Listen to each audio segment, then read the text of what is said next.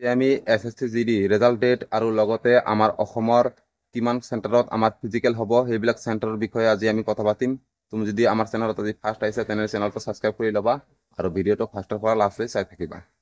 এতিয়া ফাৰ্ষ্ট কথাটো হ'ল আমাৰ ৰেজাল্ট ডেটৰ বিষয়ে যদি ক'বলৈ যাওঁ, আমাৰ ইমান দিন নাই বাৰু আৰু তোমাৰ 20-25 দিনমান তোমাৰ হাতত আছে। তুমি এতিয়া আৰু ৰেজাল্ট ডেটৰ বিষয়ে নাভাবি জাষ্ট তুমি ৰানিং কৰি থাকা। আৰু ৰেজাল্টৰ ডেটেৰ বিষয়ে যদি ক'বলৈ যাওঁ, আমাৰ আগষ্টৰ ফাৰ্ষ্ট উইকত হোৱাৰ 100% চান্স আছে। কাৰণ আমাৰ যিহেতু এইকেইদিনৰ ভিতৰতে আমাৰ মানে চেণ্টাৰৰ লিষ্টবিলাক ওলাই দিছে। আমাৰ 105খন আমাৰ কেম্পত অল ইণ্ডিয়াত আমাৰ ফিজিকেল পাতিব। আৰু তাৰ ভিতৰত যদি আমি ক'বলৈ যাওঁ, আমাৰ অসমতো আমাৰ 6খন চেণ্টাৰ আছে। 6খন চেণ্টাৰত পাতিব। 6খন চেণ্টাৰত মই নাম কৈ আছোঁ। CRPF 9 মাইলত হ'ব, গুৱাহাটীত হ'ব, আসাম ৰাইফলছ যোৰহাটত হ'ব, তাৰপিছত CRPF খটখটিত হ'ব, আসাম ৰাইফলছ তেজপুৰত হ'ব, আৰু আসাম ৰাইফলছ শিলচৰ হ'ব, আৰু BSF ধুবুৰী হ'ব। এই 6খনতে আমাৰ ফিজিকেল পাতিব আমাৰ অসমত। আৰু এইবিলাক চেণ্টাৰৰ বিষয়ত আমি সকলোতকৈ ভাল চেণ্টাৰ হ'ল আমাৰ অসম ৰাইফলছ তেজপুৰ। যদি অসম ৰাইফলছ তেজপুৰত পৰে, তুমি লোখা তাত যদি পৰে 100% পাছ কৰিবা, কাৰণ তাত 95% ল'ৰা ছোৱালী ইমান পাছ কৰি যায়। আৰু তাত যদি অলপমান প্ৰব্লেমো হৈ যায়, তথাপিও মানে ছাৰবিলাকে মানে বহুত ভাল হয়, মানে যেনে তেনে মানে পাছ কৰাই দিয়ে।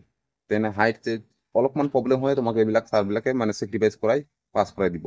কিন্তু যদি তোমাৰ আমাৰ CRPF যেনেকৈ ক'বলৈ গ'লে 9 মাইলটো যদি পৰে গুৱাহাটীত, তেনেহ'লে অলপমান প্ৰব্লেম হৈ যাব। মানে তাত মানে অলপমান ষ্ট্ৰিক্ট হয় ছাৰবিলাকে। তাত মিনিমাম আমাৰ 70% পাছ কৰে, 30% এনেই ৰিমেডিকেল দি দিয়ে।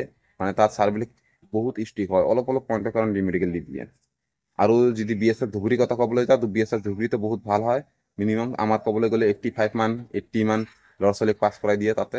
আৰু পাছ কৰি যা, ইয়াত আৰু টেনশ্যন কৰিব নালাগে। বাট যদি তোমাৰ CRPF 9 মাইলত পৰিছে, তেনেহ'লে তুমি তাত বহুত চিনচিয়াৰিটিত থাকিবা, কাৰণ তাত ছাৰবিলাক বহুত ষ্ট্ৰিক্ট হয়। তোমাৰ খালি অলপ পইণ্ট যদি বাহিৰ হৈ যায়, 100% তোমাক ৰিমেডিকেল দি দিব। আৰু তাত বেছিভাগে মানে ল'ৰা ছোৱালী আনফিট CRPF 9 মাইলতে হয় আমাৰ এই 6খন চেণ্টাৰৰ ভিতৰত। আৰু ধুবুৰী BSFত ইমান টেনশ্যন নাই, তোমাক বেছিভাগে পাছ কৰাই দিয়ে।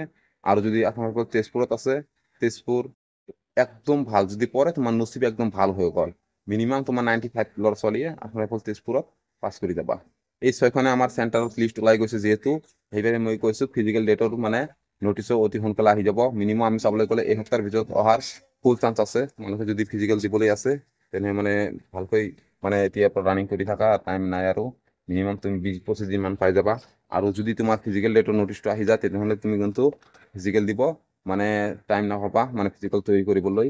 কাৰণ মিনিমাম আমি ধৰিবলৈ গ'লে 20 বা 25 দিনেই আমাৰ হাতত আছে, কাৰণ আগষ্টৰ ফাৰ্ষ্ট উইকত 100% আৰম্ভ হোৱাৰ চান্স আছে ফিজিকেলটো। আৰু এতিয়া কথাটো হ'ল ফিজিকেলৰ আমি ফিজিকেল, মেডিকেল আৰু ডকুমেণ্ট ভেৰিফিকেশ্যন এই তিনিটা একেলগে হ'ব নে নাই, এইটো মানে ফুলি কনফাৰ্মেশ্যন এইটো নটিচ অহা নাই। নটিচটো আহিলে মই জনাই দিম, অতি সোনকালে জনাই দিম। আৰু যদি মোৰ চেনেলত তোমালোকে আজি ফাৰ্ষ্টত আহিছে, চেনেলটো ছাবস্ক্ৰাইব কৰি ল'বা, কাৰণ জব ৰিলেটেড যিবিলাক নটিফিকেশ্যন আছে, তোমালোকে সকলোবিলাক ইনফৰমেশ্যন মোৰ চেনেলত পাই যাবা। আৰু ভিডিঅ'টো ফাৰ্ষ্টৰ পৰা লাষ্টলৈ যদি চাইছা, মই সকলোকে ধন্যবাদ জনাইছোঁ।